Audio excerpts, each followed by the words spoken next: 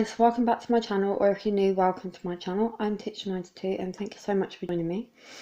Now this video was supposed to be up on Thursday for Unsolved Mystery, but obviously it's late, and I did explain in my previous videos, you know, why it would be late, so if you haven't watched those, please go and watch those. And then I was obviously going to upload it last night with the rest of the videos. However, when I was editing this, well, the video that I had for this, I ended up finding some more information. I ended up coming across an encyclopedia for this video and the information in it. So I decided that I was going to scrap the previous video that I had and just redo it all, because there was no way that I'd be able to edit in all the other information and for it to make sense and things. So yes, now today's video we are going to be talking about the Pollock twins, and this is such an interesting subject to me because it's about reincarnation. So it's just a fascinating subject for me. So let's get started. So a little bit of backstory. Parents are John and Florence Pollock.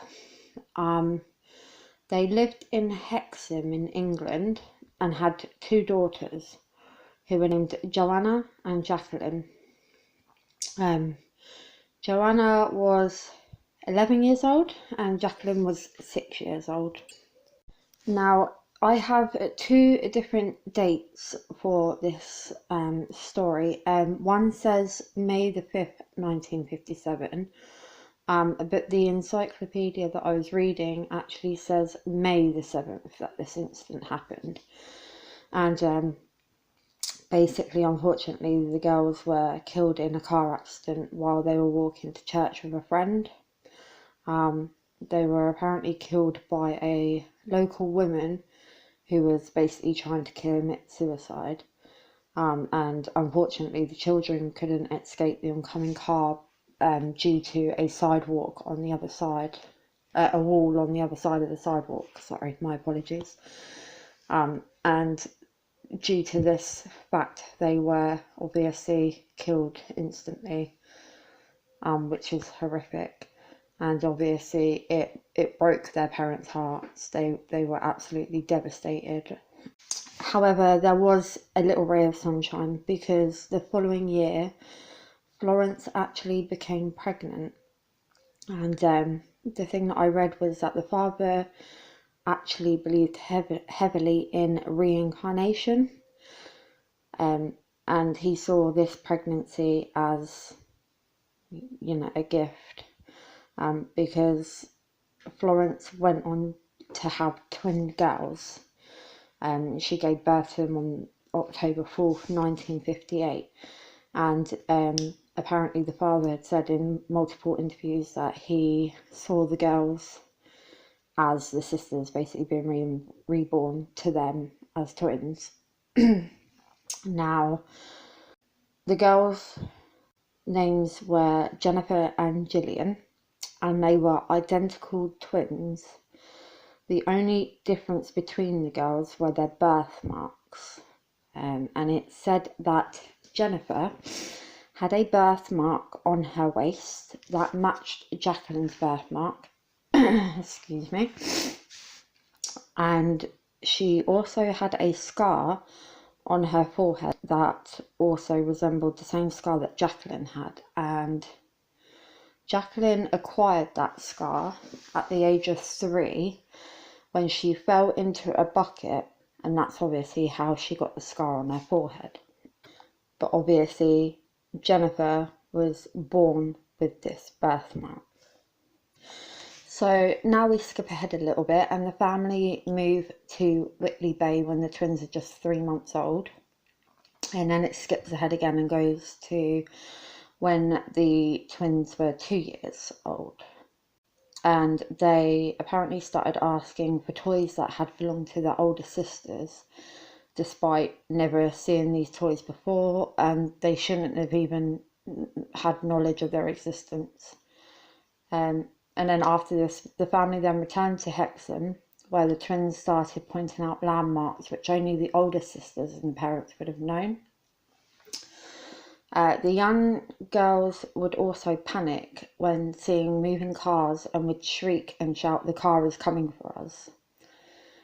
Now, the twins obviously attracted a lot of attention as the story got around. It was in the newspapers and things like that. So much so that Dr. Ian Stevenson actually investigated the girls and their story. If you don't know who Dr. Ian Stevenson is, he was a psychologist who had studied reincarnation for over 40 years in his career, and he had investigated thousands of cases. He was so fascinated by reincarnation, especially within young children, because children are less likely to lie about something like a past life experience. And he actually even went on to write a book in 1987, and the book was called Children Who Remember Previous Lives, A Question of Reincarnation, in which he described 14 different cases of reincarnation, including that of the Pollock twins. Now, despite the girls having all these horrible memories and having all these horrible flashbacks and things that they were having, their memories started to fade at the age of 5, and they were able to leave their past life behind and move forward with the new lives that they had. And they ended up having a normal and happy life. And I read that Dr. Ian Stevenson actually kept in contact with the Pollock family, and he eventually met back up with the girls when they were in their late 20s, and he asked them again about their memories and, if they remembered their experiences and things like that, which they didn't. They had no memory of it ever happening and things like that. So they blocked out the most part of the bad memories and actually went on to lead normal lives, which is really good and it's happy. And I'm glad that they had that opportunity to, have a normal life, because I can't imagine having those sort of memories, especially if it had carried on with you, And that, guys, is all the information that I could find. I will link below the encyclopedia and things like that in case you want to have a read yourself, and all the other links that I used to do my research with. I will also link in the description the book, which is available on Amazon by Dr. Ian Stevenson, in case you ever want to read that for yourselves. And what do you guys think? Let me know in the comments. Do you believe in reincarnation? Do you believe that these girls were actually a reincarnation of their older sisters?